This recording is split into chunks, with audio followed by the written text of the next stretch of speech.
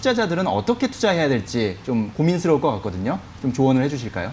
그렇죠. 뭐 엄청난 유동성의 힘이 사실은 여러 종목들을 갈아타면서 빠른 순환매를 통해서 지수를 전체적으로 위로 끌어올렸거든요. 네. 다만 이제 지금 상황은 지수 자체가 펀더멘탈을 충분히 반영하는 수준까지 와 있다라는 측면에서 보면 이제 지수를 보지 말고 개별 종목을 바라보는 투자 전략이 좀 필요한 시점이고요. 네. 그럼 어떤 종목을 바라봐야 되겠느냐? 결국은 저성장 국면에서도 계속 꾸준히 기업 가치가 성장할 수 있는 대표적인 성장주에 대한 집중적인 관심이 좀 필요하고요. 우리나라 증시에서 그런 종목을 꼽으라면 그 네이버나 카카오를 비롯한 언택트 관련주들 또는 NC소프트 비롯한 게임 관련주들 네. 또 셀트리온과 삼성 바이오를 그 필두로 하는 바이오 관련주들 이게 저성장 국면에서 엄청난 투자를 통해서 그러니까 저리로 펀딩 자금을 그 땡겨서 신규 투자할 수 있는 여력을 충분히 가지고 있는 업체들 또 향후에 바뀌는 어떤 경제의 그 패러다임 속에서 성장의 어떤 모멘텀을 계속 살려나갈 수 있는 업종들이 바로 이런 업종들이거든요. 그래서 네. 이런 업종에 대한 집중적이고 선별적인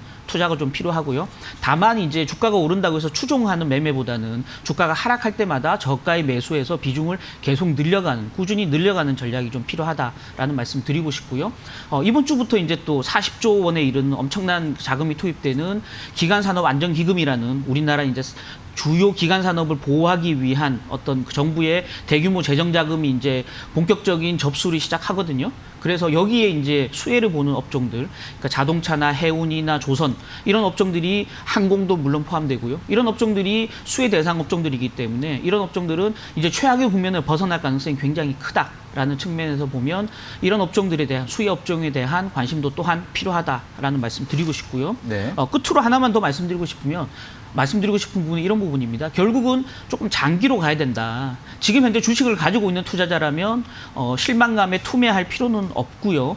오히려 이제 그렇다고 해서 투매하지 않고 오히려 물타기를 할 필요도 없다. 계속 이 하락을 좀 감내하면서 가야 되겠다라는 거고요. 예. 신규로 투자하는 투자자라면 이런 어떤 험난한 상황들을 좀 넘어서는 중장기적인 투자 관점을 갖고 기대 수익률을 조금 낮추는 전략을 세울 필요가 있겠다라는 말씀 드리고 싶습니다. 네, 그렇군요. 자, 지수가 아닌 개별 종목을 좀 봐야 할 시점이 왔다라는 말씀. 그리고 단기 하락 시에는 좀 물타기는 자제하셔라. 그리고 장기 투자에 좀 초점을 맞춰라라는 그런 조언을 좀 드리겠습니다.